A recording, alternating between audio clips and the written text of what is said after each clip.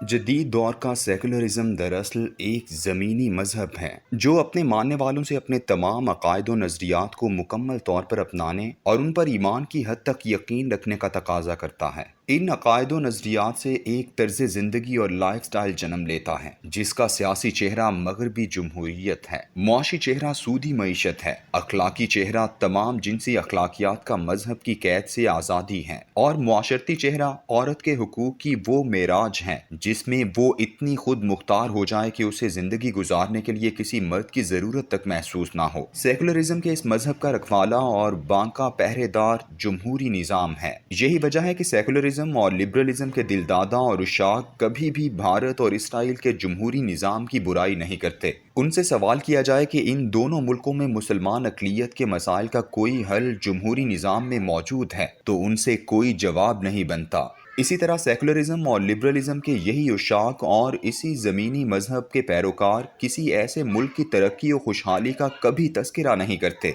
जहां जमहूरी निज़ाम मौजूद नहीं है, मगर उसने ऐसी मिसाली तरक्की की कि दुनिया दंग रह गई। जैसे सिंगापुर और चीन। किस कदर हैरत की बात है कि पाकिस्तान के सबसे ज्यादा करीबी और देरीना ताल्लुकात चीन से हैं, लेकिन हम में से शायद 1% लोग भी ऐसे नहीं हैं जो चीन में राइज निज़ाम हुकूमत और मईशत को बखूबी जानते होंगे। यही वजह है कि जब इमरान खान चीन के निज़ाम की बात करता है तो उस सेकुलर लिबरल तबके को सख्त बुरा लगता है और वो इस डर से इमरान खान की हंसी उड़ाने लगते हैं कि कहीं लोग चीन की कामयाबियों को समझने के लिए उसके निज़ाम का मुताला ही ना शुरू कर दें। सेकुलरिज्म एक ऐसा मुतशद्दिद ज़मीनी मजहब है जो दुनिया में सिर्फ अपने ही निज़ाम का नफाज चाहता है, खा उसके लिए इराक और अफगानिस्तान पर हमला करके लाखों लोगों को कत्ल करने के बाद सेकुलर जमहूरियत नाफिज करना पड़े। यही वजह है कि इन सेकुलर लिबरल जमहूरी गुमाश्तों को इमरान खान के मुंह से रियासत मदीना का लफ्ज़ भी बुरा लगता है। वो जानते हैं कि जिस तरह ज़ियाउल हक बेशक इस्लाम के नफाज में मुखलिस नजर नहीं आता था, मगर उसने जो चंद एक कानूनी इस्लाहात की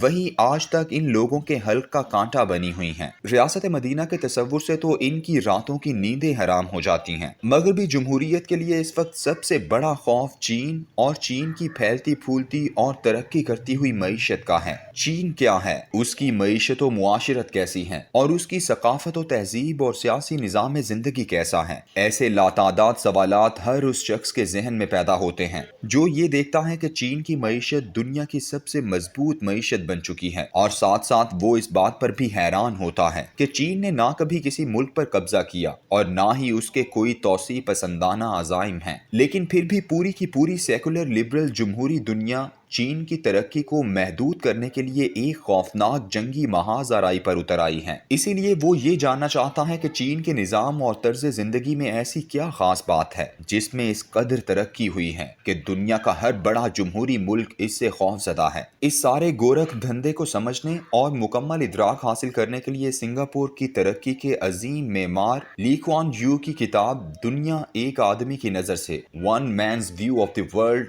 एक जामे किताब है। यूं तो इसमें दुनिया भर की सियासी क़यादतों का तस्करा मौजूद है, लेकिन चीन की तरक्की, उसकी सकाफत, तहजीब और तारीख पर सबसे ज्यादा रोशनी डाली गई है। पेशे के लिहाज से ली कुआन एक कानूनदान था जो सिर्फ 26 साल की उम्र में 1959 को सिंगापुर का वजीर आजम बना और 32 साल तक वजारत उज़्मा के ओहदे पर फाइज रहा। उसने खुद अपने जानशीन का इंतखाब किया, सितंबर 1990 में मुस्ताफी हुआ, लेकिन पार्टी क़यादत 2 साल तक अपने पास रखी ताकि जानशीन की तरबियत कर सके। ली कुआन ने अपने दौरे इक़्तिदार में सिंगापुर को मौजज़ाती तौर पर तरक्की की मेराज पर पहुंचाया, लेकिन लंदन स्कूल ऑफ इकनॉमिक्स से पढ़े हुए इस अजीम रहनुमा ने जमहूरियत को अपने साहिलों से बहुत दूर रखा और यूं तरक्की और खुशहाली की मंजिल हासिल कर ली। ली कुआन वो शख्स हैं जिसने सबसे ज्यादा चीन के दौरे किए और जिसने चीन में बार बार उभरने वाली क़यादतों को बेहद मुतासिर किया। वो पहली दफा 1976 में एक वफ्द लेकर चीन गया और फिर 39 साल मुसलसल चीन जाता आता रहा। इस दौरान वो माओज़ेतुंग,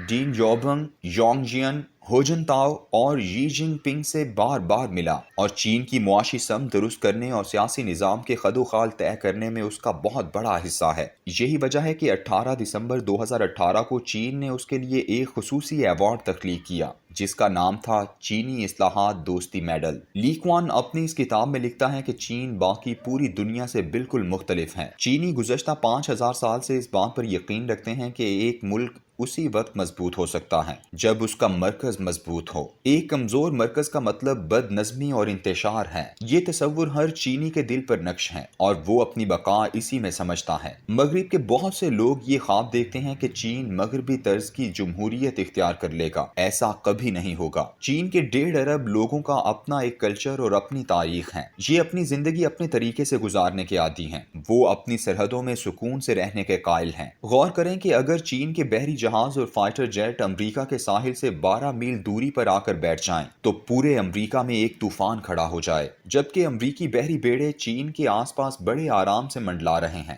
لیکن چین تحمل اور بردباری میں خاموش ہے۔ جس زمانے میں چین کی ترقی کو ایک حوّہ بنا کر پیش کیا جا رہا تھا تو لی کوان یو نے کہا تھا کہ چین کی مثال سے سیکھو۔ اس کے پڑوس میں بھارت تقریباً اسی رفتار سے ترقی کر رہا ہے، لیکن چین اس کو اپنے لیے کسی قسم کا خطرہ تصور نہیں کرتا۔ ڈین یاؤ بنگ نے جب چین کو کمیونسٹ معاشی نظام سے نکال کر عالمی منڈیوں کی تجارت سے منسلک کیا تو اس میں بھی مشورہ لی کوان کا شامل تھا۔ موجودہ چینی صدر ژی جب منظر سے غائب تھا تو اس دوران اس کی مسلسل مشاورت لی کوان سے ہی رہتی تھی، جس نے اس کو 2 مشورے دیے تھے۔ ایک، مغرب کے جمہوری نظام کے بارے میں کبھی سوچنا بھی نہیں، اور دوسرا، کرپشن کے خلاف سخت ترین قوانین لاؤ ورنہ ساری ترقی تباہ ہو جائے گی۔ دنیا شاہد ہے کہ ژی نے برسر اقتدار آتے ہی چین کی کرپشن کے خلاف اپنی مہم کے پہلے 2 برسوں میں ہی لاتعداد بڑے لوگوں کو پھانسیاں دی گئیں۔ عمر قید تو عام سی بات تھی اور 2 لاکھ سے زیادہ افراد سرکاری نوکری سے فارغ کر دیے گئے۔ لیکن ایسا سب کچھ کرنے کے لیے پارٹی کا ڈاکیومنٹ